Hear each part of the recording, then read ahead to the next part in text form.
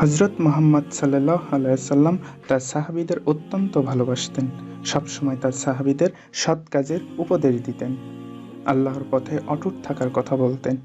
হযরত মুহাম্মদ সাল্লাল্লাহু আলাইহি ওয়াসাল্লাম এর প্রিয় সাহাবীদের মধ্যে যায়েদ ইবনে হারিসা রাদিয়াল্লাহু তাআলা আনহু অন্যতম।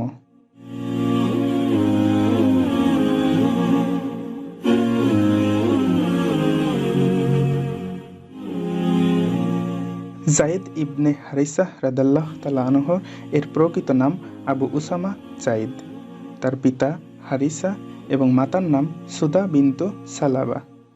একদা তার মায়ের সাথে তার পিতৃগোত্র বনী মানের নিকট যাওয়ার জন্য যাত্রা করেন।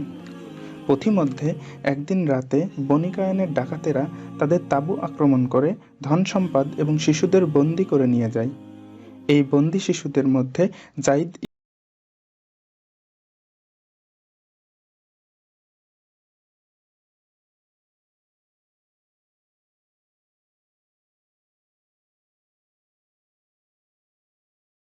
ইবনে হারিসা রাদিয়াল্লাহু তাআলা আনহু এর বয়স তখন ৮ বছর।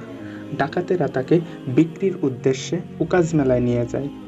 হাকিম ইবনে হিজাম ইবনে খুয়াইলিদ নামে এক কুরাইশ নেতা ৪০০ দিরহামে তাকে খরিদ করে মক্কায় নিয়ে আসেন।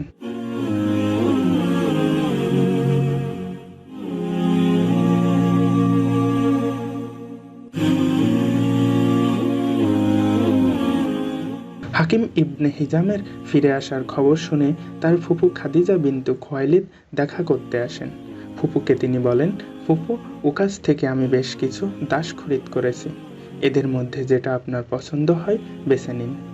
হযরত খাদিজা দাসগুলির চেহারা গভীরভাবে নিরীক্ষণ করার পর যায়েদ ইবনে হারিসাকে পছন্দ করলেন, কারণ তিনি যায়েদের চেহারায় তীক্ষ্ণ মেধা ও বুদ্ধির ছাপ প্রত্যক্ষ করেছিলেন।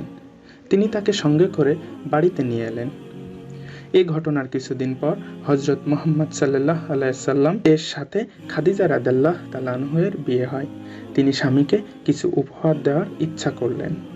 প্রিয় কৃতদাস যায়েদ ইবনে হারিসাকে তিনি স্বামীর হাতে তুলে দিলেন।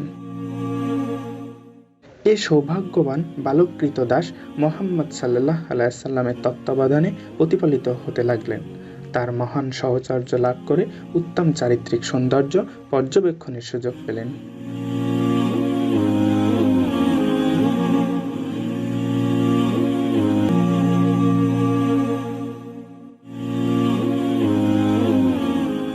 হজ মৌসুমে যায়েদের গোত্রের কতিপয় লোক হজের উদ্দেশ্যে মক্কায় আসেন। কাবার চতুর্দিকে তাওয়াফ করার সময় তারা যায়েদকে দেখতে পান। তারা পরস্পরকে চিনতে পেরে কুশল বিনিময় করেন। লোকগুলি হজ আদায়ের পর গৃহে ফিরে যায়েদের পিতা হারিসাকে তার হারানো ছেলের সন্ধান দেন। ছেলের সন্ধান পেয়ে হারিসা সফরের প্রস্তুতি নিলেন। কলিজার টুকরা যায়েদের মুক্তিপণের অর্থ বাহনে উঠালেন। সফরসঙ্গী হলেন হারিসার ভাই কাব। তারা মক্কার পথে বিরামহীন চলার পর মুহাম্মদ সাল্লাল্লাহু আলাইহি ওয়াসাল্লামের কাছে পৌঁছালেন এবং বললেন, ওহে আব্দুল মুত্তালিবের বংশধর, আপনারা আল্লাহর ঘরের প্রতিবেশী, অসহায়ের সাহায্যকারী, ক্ষুধার্তকে অন্নদানকারী ও আশ্রয়প্রার্থীকে আশ্রয়দানকারী। আপনার কাছে আমাদের যে ছেলেটি আছে তার ব্যাপারে আমরা এসেছি, তার মুক্তিপণ সঙ্গে নিয়ে এসেছি। আমাদের প্রতি অনুগ্রহ করুন এবং আপনার ইচ্ছামতো তার মুক্তিপণ নির্ধারণ করুন। হযরত মুহাম্মদ সাল্লাল্লাহু আলাইহি ওয়াসাল্লাম বললেন, আমি তাকে আপনাদের সামনে ডাকছি, স্বেচ্ছায় সে নির্ধারণ করুক আমার সাথে থাকবে না আপনাদের সাথে যাবে। যদি আপনাদের সাথে যেতে চায় মুক্তিপণ ছাড়া তাকে নিয়ে যাবেন, আর আমার সাথে থাকতে চাইলে আমার করার কিছুই নাই। হযরত যায়েদ ইবনে হারিসা রাদিয়াল্লাহু তাআলা আনহুকে রাসূলুল্লাহ সাল্লাল্লাহু আলাইহি ওয়াসাল্লাম ডাকলেন এবং বললেন, তুমি ইচ্ছা করলে তাদের সাথে যেতে পারো, আর ইচ্ছা করলে আমার সাথেও থেকে যেতে পারো। হযরত যায়েদ ইবনে হারিসা রাদিয়াল্লাহু তাআলা আনহু বললেন, আমি আপনার সাথেই থাকব। যায়েদের এই সিদ্ধান্তের পর মুহাম্মদ সাল্লাল্লাহু আলাইহি ওয়াসাল্লাম তার হাত ধরে কাবার কাছে নিয়ে আসেন এবং হাজরে আসওয়াদের পাশে দাঁড়িয়ে উপস্থিত কুরাইশদের লক্ষ্য করে ঘোষণা করেন, ওহে কুরাইশ জনমণ্ডলী, তোমরা সাক্ষী থাকো, আজ থেকে যায়েদ আমার ছেলে, সে হবে আমার এবং আমি হব তার উত্তরাধিকারী।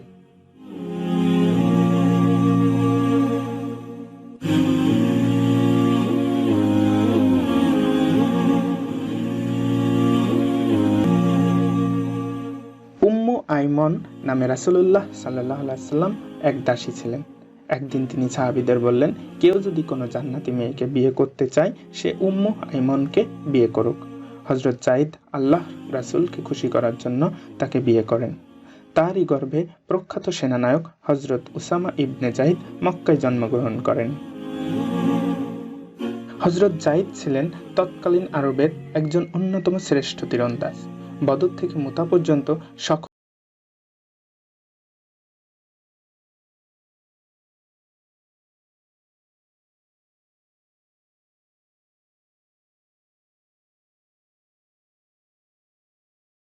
হিজরি অষ্টম সনে রাসূলুল্লাহ সাল্লাল্লাহু আলাইহি ওয়াসাল্লাম ইসলামের দাওয়াত সম্বলিত একটি পত্র সহ হারিস ইবনে উমাইর আল-আজদিকে বসরার শাসকের নিকট পাঠান।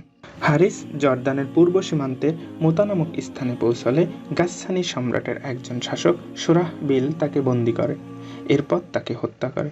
রাসূলুল্লাহ সাল্লাল্লাহু আলাইহি ওয়াসাল্লাম ব্যাপারটি অত্যন্ত গুরুত্বের সাথে গ্রহণ করেন। রাসূলুল্লাহ সাল্লাল্লাহু আলাইহি ওয়াসাল্লাম মুতায় অভিযান পরিচালনার জন্য ৩০০০ সৈন্যের এক বাহিনী প্রস্তুত করলেন এবং পরিচালনার দায়িত্ব দিলেন হযরত যায়েদ ইবনে হারিসার হাতে। রওনার পূর্ব মুহূর্তে রাসূলুল্লাহ সাল্লাল্লাহু আলাইহি ওয়াসাল্লাম উপদেশ দিলেন, যদি যায়েদ শহীদ হয় দলটির পরবর্তী পরিচালক হবে জাফর ইবনে আবি তালিব। জাফর শহীদ হলে পরিচালক হবে আব্দুল্লাহ ইবনে রাওয়াহা। সেও যদি শহীদ হয় তাহলে তাদের নিজেদের মধ্য থেকে একজনকে পরিচালক নির্বাচন করে নেবে।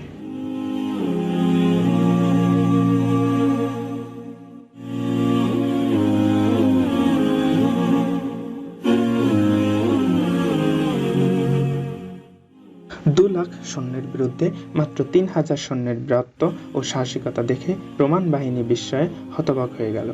যায়েদ ইবনে হারিসা রাসূলুল্লাহ সাল্লাল্লাহু আলাইহি ওয়াসাল্লামের পতাকা সমুন্নত রাখার জন্য যে বীরত্ব সহকারে লড়াই করেন তার দৃষ্টান্ত ইতিহাসে বিরল। তীর ও বর্শার অসংখ্য আঘাতে তার দেহ ঝরঝরা হয়ে যায়। অবশেষে তিনি রণক্ষেত্রে ঢলে পড়েন। তারপর একে একে জাফর ইবনে আবি তালিব ও আব্দুল্লাহ ইবনে রাওয়াহা পতাকা তুলে নেন এবং বীরত্বের সাথে শাহাদাত বরণ করেন। অতঃপর মুসলিম বাহিনীর সম্মিলিত সিদ্ধান্তে খালিদ ইবনে ওয়ালিদ কমান্ডার নির্বাচিত হন। তিনি ছিলেন ন-মুসলিম।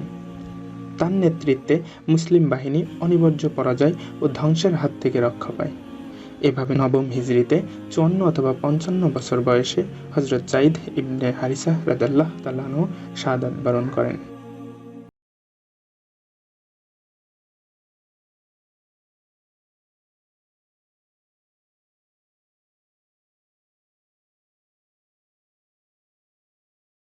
রাসূলুল্লাহ সাল্লাল্লাহু আলাইহি ওয়াসাল্লাম প্রতিভক্তি, ভালোবাসা, আনুগত্য ও তার সন্তুষ্টি অর্জনই ছিল হযরত যায়েদ ইবনে হারিসা রাদিয়াল্লাহু তাআলা আনহুর জীবনে একমাত্র ব্রত।